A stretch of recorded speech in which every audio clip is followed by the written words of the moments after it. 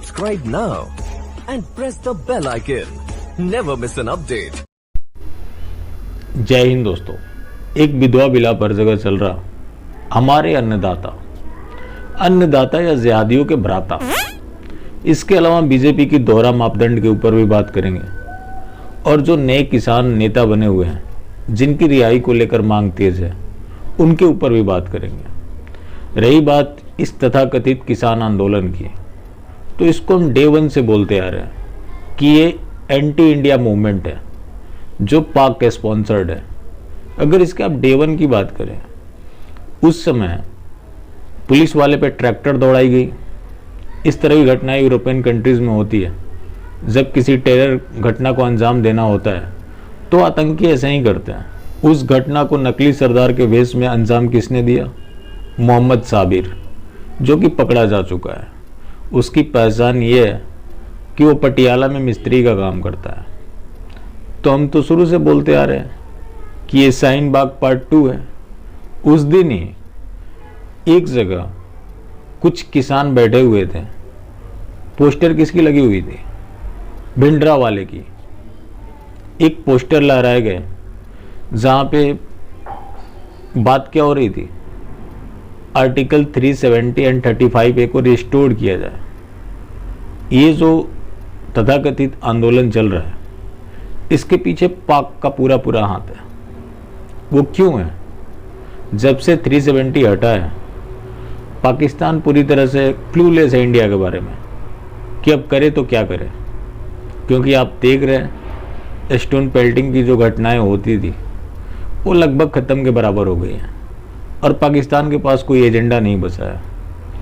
इस आंदोलन को देखें और शाहीन बाग को देखें, इसमें बातें बहुत हद तक कॉमन है।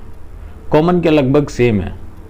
वहाँ भी हिंदू विरोधी नारे लग रहे थे, यहाँ भी हिंदू विरोधी नारे लग रहे हैं। इसमें पाक की साजिश क्या है?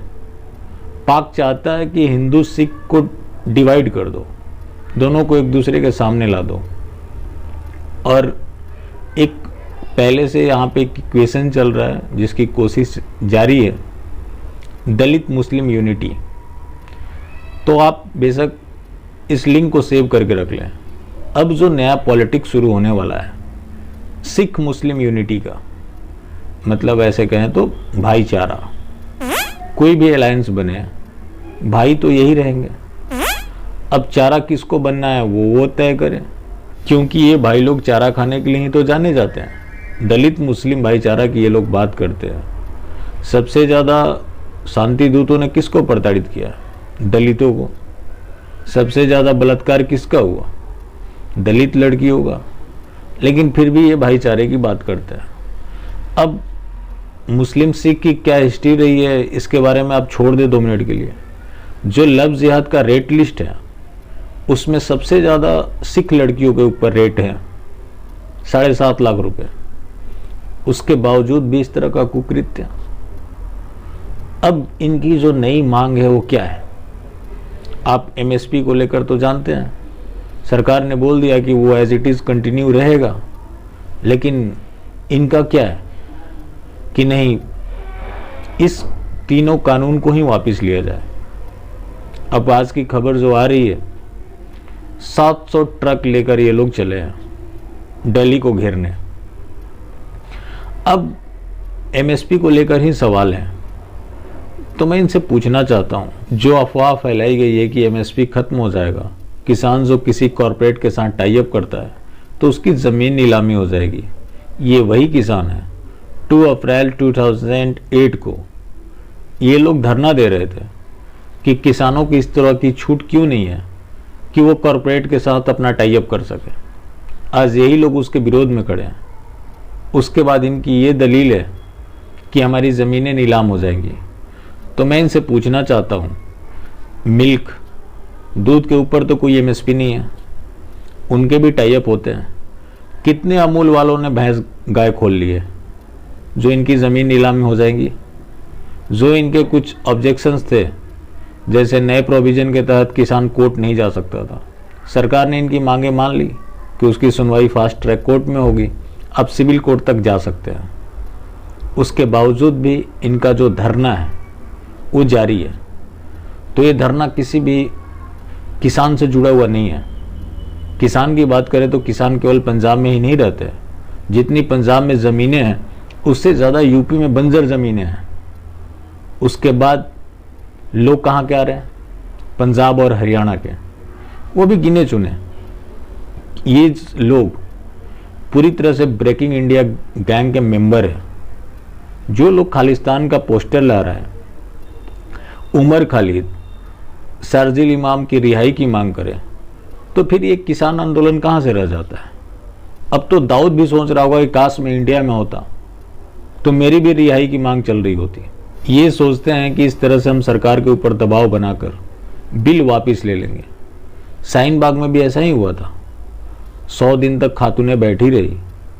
उस समय क्या क्या हुआ, कारें हिली, बहुत सारी चीज़ें हुई, वो आप सब जानते हैं। उसके बाद जो जाफराबाद में हिंसा हुआ तो कपिल मिश्रा ने एक बहुत अच्छी बात कही थी, कद बढ़ा नहीं करते, एड़िया उठाने से, सीए वापस नहीं होता, बीबिया बिठाने से। तो ये इन लोगों के ऊपर भी लागू होता है। उन दंगाइयों को छुड़ाने के लिए ये लोग पोस्टर लहरा रहे हैं और फिर भी बोलते हैं कि हम तो किसान हैं जी। ये कैसे किसान है? रही बात बीजेपी की, तो बीजेपी अगर कोई भी कानून लाती है तो कानून लाने के बाद क्यों इसे समझाना पड़ता है? पहले ही क्यों नहीं ये वेबसाइट पे डाल देते हैं कि हाँ इसमें अब जनता चाहे तो अपनी राय दे सकती है, रायशुमारी करके? ये कोई निर्णय क्यों नहीं लेते? जब शाहीन बाग का मसला चल रहा था उस समय ये चाहते तो उसको समय पे डील कर सकते थे। इन लोगों ने कोई निर्णय नहीं लिया और इस इंटरनल मामले में कोई भी निर्णय ये लोग नहीं ले सकते क्योंकि इन्हें सरकारें बनानी है। ये पाकिस्तान, चाइना, जो भी इंटरनेशनल लेवल पे मामले हैं उसको तो ये डील कर सकते हैं, इंटरनल मामले में नहीं कर सकते। दिल्ली चुनाव में जो इनकी हार हुई तो अक्सर सुनने को मिलता है कि दिल्ली वाले लालची हैं, बिक गए। कोई बिका नहीं, ऐसा नहीं है कि हर कोई बिकाऊ है। लेकिन हुआ यूं, जब अमित शाह ने कहा कि हमारी सरकार बनते ही शाहीन बाग खाली हो जाएगा, आप ऐसा बटन दबाएं कि उसकी करंट से शाहीन बाग वाले उठ के चले जाए, तो जनता तो मूर्ख नहीं है।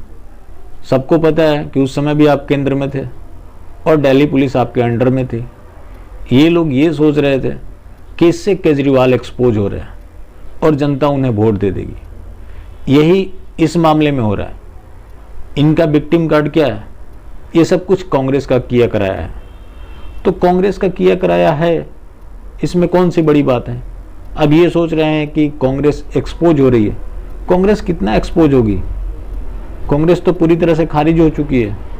अब उसकी क्या कोई मौजूदगी रही है जो आप कांग्रेस के पीछे पड़े हैं? कांग्रेस कोई प्लेयर नहीं है। आपको प्रोएक्टिवली डील करना होगा और इस तथाकथित किसान आंदोलन को खत्म करने के लिए सरकार को बलपूर्वक इन्हें खदेड़ना होगा।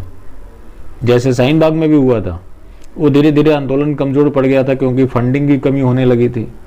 फिर भी कुछ जो खातूनें बची हुई थी उसे दिल्ली पुलिस को जबरन उठा के भेजना पड़ा। यही इस मामले में भी करना होगा क्योंकि ये किसान आंदोलन कहीं से भी नहीं है। जो रियल किसान है वो खेती कर रहा है, ना कि उमर खालिद और शर्जील इमाम जैसे आतंकियों की रिहाई की मांग कर रहा है। मैं सुन रहा था एक किसान नेता सतनाम सिंह साहनी को, उन्होंने कहा कि हमें हर तरफ से सपोर्ट मिल रहा है, कई आड़ती यानी बिचौलिए भी सपोर्ट कर रहे हैं। उन्हीं को रोकने के लिए तो ये कानून लाया गया था, वो क्यों नहीं सपोर्ट करेंगे? यही तो हम डे वन से बोलते आ रहे हैं, फिर भी कोई सुनने को राजी नहीं है। तो इस मामले में निपटारा एक ही है, इन्हें बलपूर्वक खदेड़ा जाए। बाकी फिर मिलते हैं। जय हिंद।